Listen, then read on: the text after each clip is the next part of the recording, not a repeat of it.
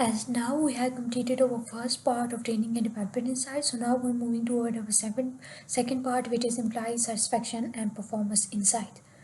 So over there we are going to see the which department has the highest and the lowest levels of job satisfaction. So for this I'm using a column chart and I'm choosing my blended data of table 1 and table 2.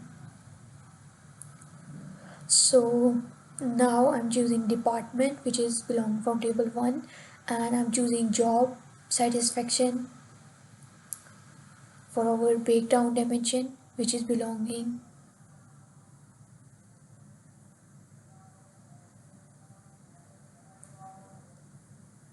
which is belong to table 2.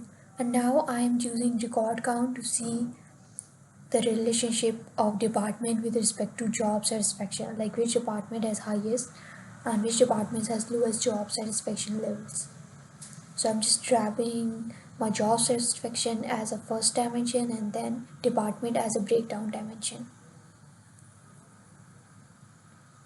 Now it's good to go.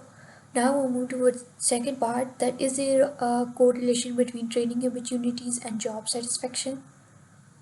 So for this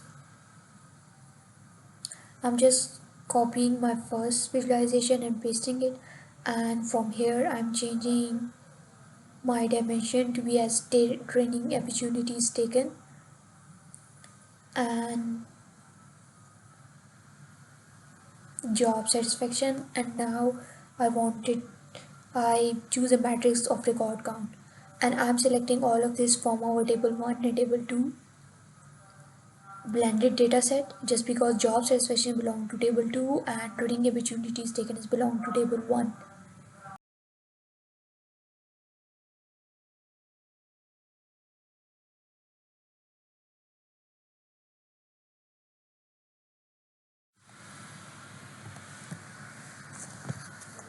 So now we're moving toward our third part, which is how does work-life balance affect job satisfaction and employee retention. So for this we have to choose our job satisfaction, and for retention we are choosing attrition and work-life balance. So I am using the column chart, or maybe a line chart is better to represent this data. I'm just copying my previous visualization, and from the column style I'm choosing it into a line chart, and from I'm replacing work life balance with training opportunity taken, and from the attribution,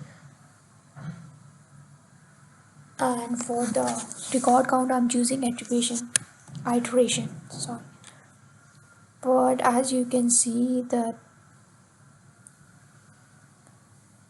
yeah, now I'm selecting iteration into count instead of a count distance, because whenever we choose count distance, so there is being a null values, like our chart is being blank.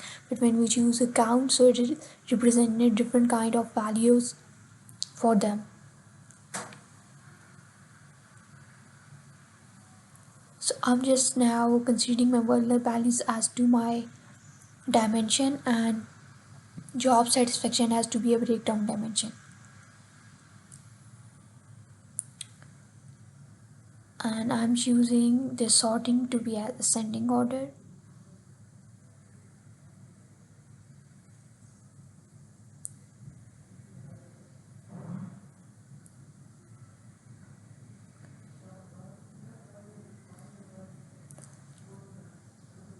And now what I wanted to just copy this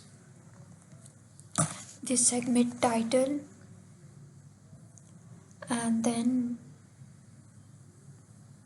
adding the title to our third part, which is the last part of this second dashboard,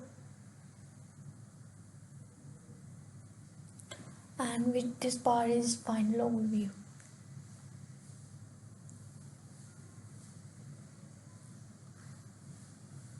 So I'm just writing the name over here, because by using this we did not need to re change over all the visualization type and all, like fonting their fonts and their size and all the stuff. So I just copy the above one and replace it.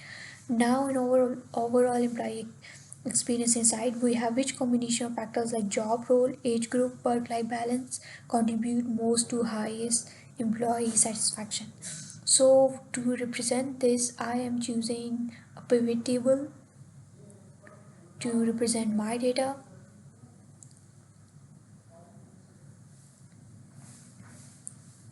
and I'm using job role as to my row dimension, and for column dimension I'm choosing job satisfaction, that's good to go, and for matrix I'm choosing work life balance and also about age.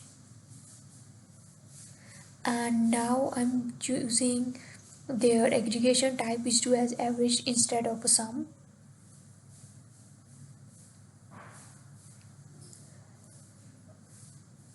I'm choosing this aggregation type of average into work life balance and also about age.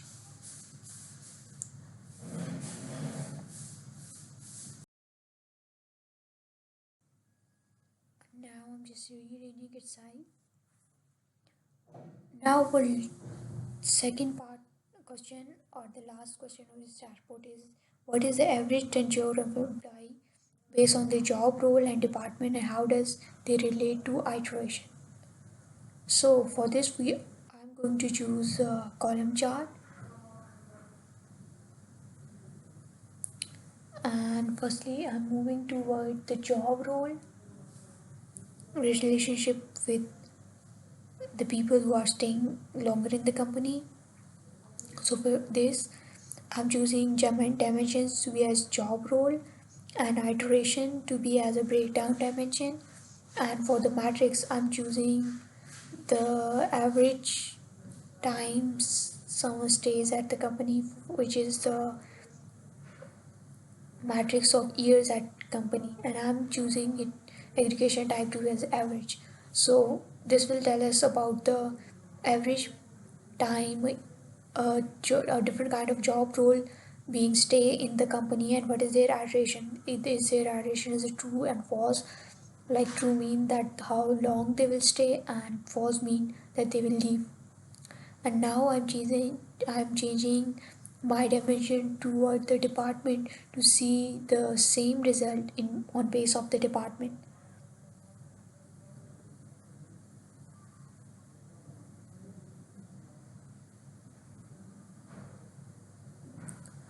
So for the dimension I'm choosing department, and now our visualization is being done.